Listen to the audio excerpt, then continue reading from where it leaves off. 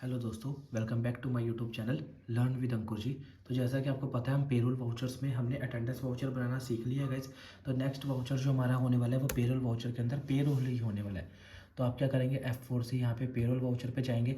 लेकिन यहाँ पर जाने से पहले ना आपको एक अकाउंट प्रिपेयर करना पड़ेगा बैंक में जाके। तो आप क्या करेंगे, यहाँ पर जाएंगे अकाउंटिंग इन्फो में जाके लेजर्स पे जाके क्रिएट।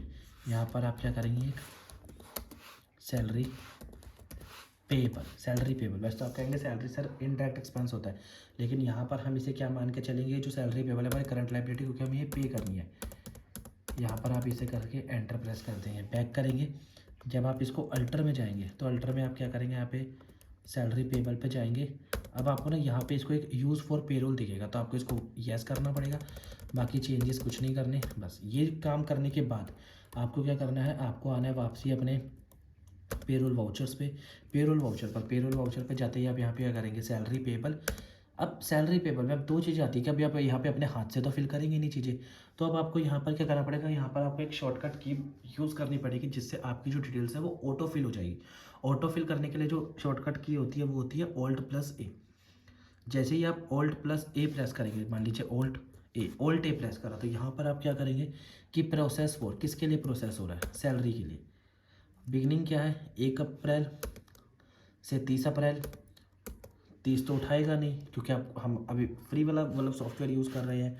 तो यहाँ पर क्या कर देते हैं, 31/5 कर देते हैं।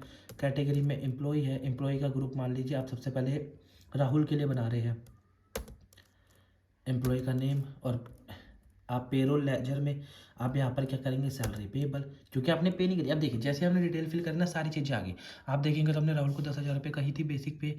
उसके बाद हमने हाउस रेंट अलाउंस कही थी, उसका 40% कन्वेंस, ओवर टाइम पे, वेरिएबल पे, प्रोफेशनल टैक्स। तो ये सारी चीज़ें यहाँ पर आप देखेंगे तो उसकी नेट सैलरी बढ़ गई है 31 मई को। ठीक है, तो आप इसको क्या, ये पेरोल जो वाउचर है, पेरोल वाउचर का पहले मैं आपको मीनिंग बता दूँ। तो पेरोल वाउचर क्या होता है ना, इसमें हमने जो अटेंडेंस वाउचर बनाया था उसके हिसाब से इन्हें यहाँ पर उसके डेज वगैरह कैलकुलेट करके यहाँ पर उसको उस हिसाब से सैलरी वगैरह प्रोवाइड कर दी है। इसके बाद क्या होगा इसकी, अब जब हम पेमेंट करेंगे एक्चुअली में, तब इसकी पेमेंट हम आपको नेक्स्ट वीडियो में बताऊँगा कि हम इसकी पेमेंट कैसे करते हैं। तो ये तो हमने राहुल का बना लिया है। अब इसी के लिए हमने यहाँ पे अगला नेक्स्ट पॉइंट, दोबारा Alt+A प्रेस करेंगे। तो सैलरी 1/5 से 31,